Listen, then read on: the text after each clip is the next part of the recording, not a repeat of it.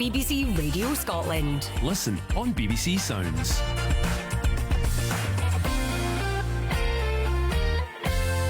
I don't want half-hearted love affairs. I need someone who really cares. Life is too short to play silly games. I've promised myself I won't do that again. It's got to be perfect. It's got to be worth it. Yeah. Too many people take second best. Well, I won't take anything less. It's got to be.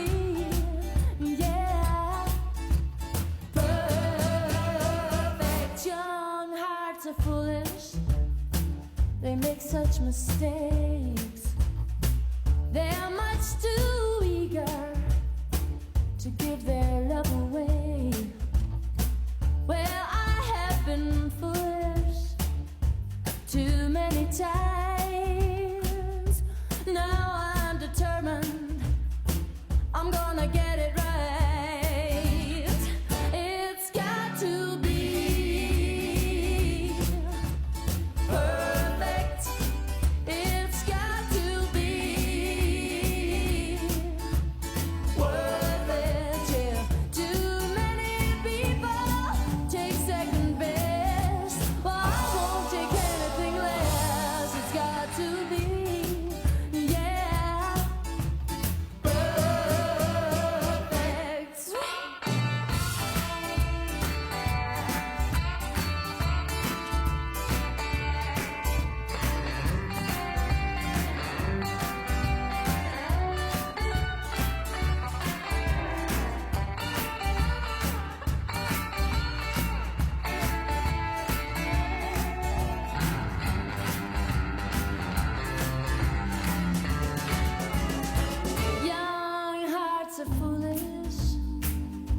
such mistakes.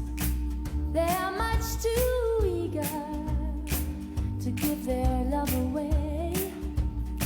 Well, I have been foolish too many times. Now I'm determined I'm gonna get it right. It's got to be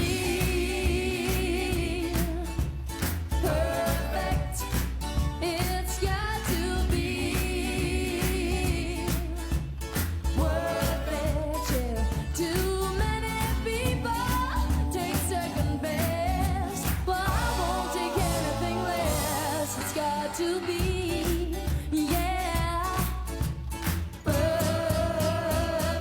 It's got to be, yeah, worth it. It's got to be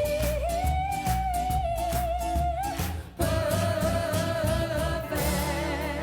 There we go. That was the Fairground Attraction song we were looking for. It's perfect. You're listening to Ashley Storrie Show on BBC Radio Scotland, live from Pacific Way. Joined as always by sidekick Silent Paul. We're in the final hour of the show. We have got scores in for our Hollywood swinger Nick Nolte, who sang a weird song about being a mirror to a small child from a film where they cut all the songs because they were too creepy and rubbish.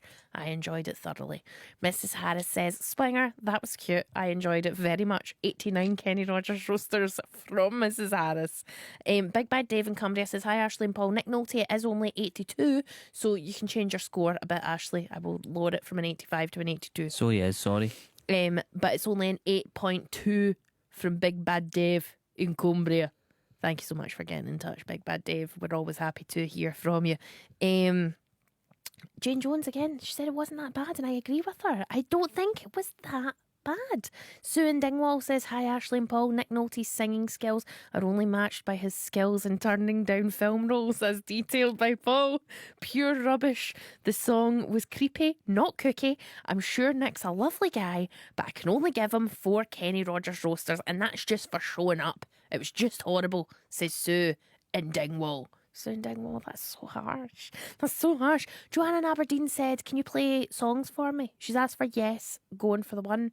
We'll have a wee look, see what we can do. See what we've got. It's Is the there any final other ever. ones? Is there any ones that we'll be able to find? But do you know what? If we don't play it this week, we'll play you something next week. It's the last hour and we've already got songs. And if you get any emails, Paul, I've seen you having a peek at them. Any ones that for scores? We're all no scores. We'll get into those emails because we're getting more stuff about scarecrows. Okay, of course we're getting more stuff about scarecrows.